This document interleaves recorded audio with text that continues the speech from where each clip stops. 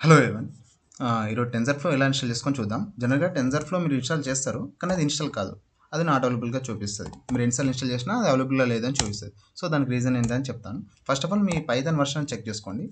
Okay, మీ Python version ఎప్పుడైనా సరే అది 3.8 ఓకే 3.8 3.11 మధ్యలో ఉండాలి. అప్పుడే మీకు టెన్సర్ఫ్లో అనేది సపోర్ట్ చేస్తుంది.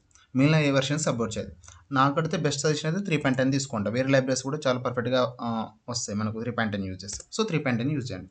అండ్ మనకు తెలిసిన కమాండ్ జస్ట్ పిప్ ఇన్స్టాల్.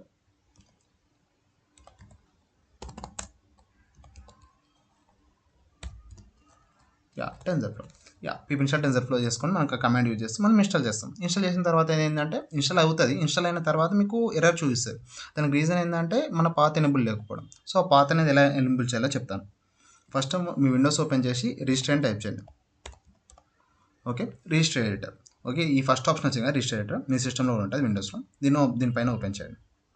సో మెయిన్గా ఇక్కడ ఇది ఎనేబుల్ లేకపోవడం వల్ల మీకు ఈ ఎర్రర్ అనేది వస్తుంది. ఎన్నిసార్లు రిపీటెడ్గా ఇన్స్టాలేషన్ అడుగుతూ ఉంటుంది.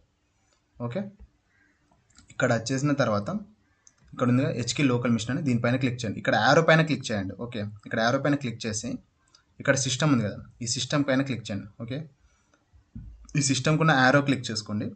ఓకే, నెక్స్ట్ వన్ వచ్చేసి ఇక్కడ కరెంట్ కంట్రోల్ సెట్ అని ఉంది కదా, కరెంట్ కంట్రోల్ సెట్. ఇవన్నీ యారోస్ పైన క్లిక్ చేయండి. ఈ యారోస్ ఓపెన్ చేయండి. కరెంట్ కంట్రోల్ సెట్ తర్వాత మళ్ళీ కంట్రోల్ పైన క్లిక్ చేయండి. ఓకే, ఈ కంట్రోల్ యారో పైన క్లిక్ చేయండి. సో ఇప్పుడు మీకు ఇందులో ఓపెన్ అవుతుంది. సో ఇక్కడ మనం సెర్చ్ చేసుకోవాల్సింది అంటే ఫైల్ సిస్టమ్. ఇక్కడ ఉంది చూడండి.